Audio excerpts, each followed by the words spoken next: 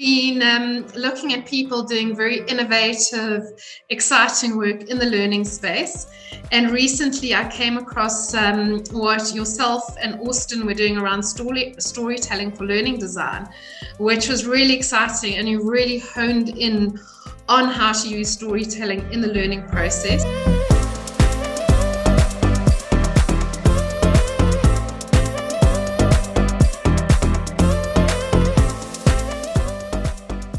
Well, I started as a filmmaker, and I actually worked in the commercial sector for a long time for marketing agencies. I worked for one of the biggest ad agencies in the world, but I was always really fascinated by storytelling. And we had a client ask us, "Can you guys do training films?"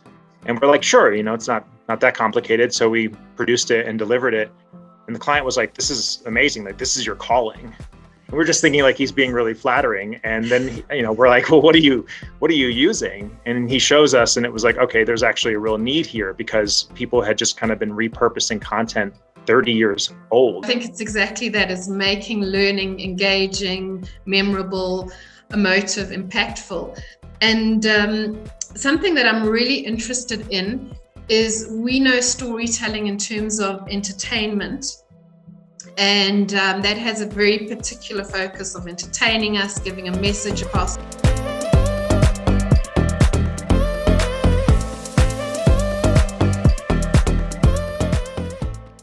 If I'm being honest, not much.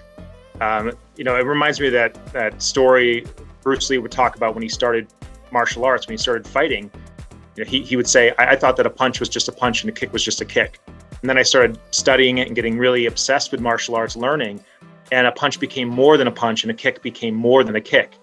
Now that I've mastered martial arts, a punch is just a punch and a kick is just a kick. And so in some ways I found that I've gone full circle where, for me, I thought entertainment was very distinct, art was very distinct, and all storytelling has at its core a message it's trying to teach us. I think the difference in terms of where entertainment succeeds is that they focus first on what they want their audience to feel, because they recognize that that's going to drive action. That's going to really get the level of engagement that they need. Learning designers tend to think, what do I want my audience to think?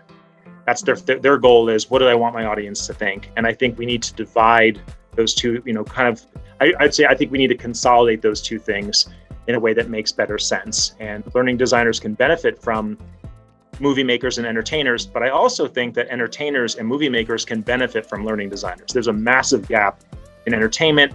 There's a lot of vacuous television and movies that don't have any real impact, and they actually try to leave out messages to the detriment of the story.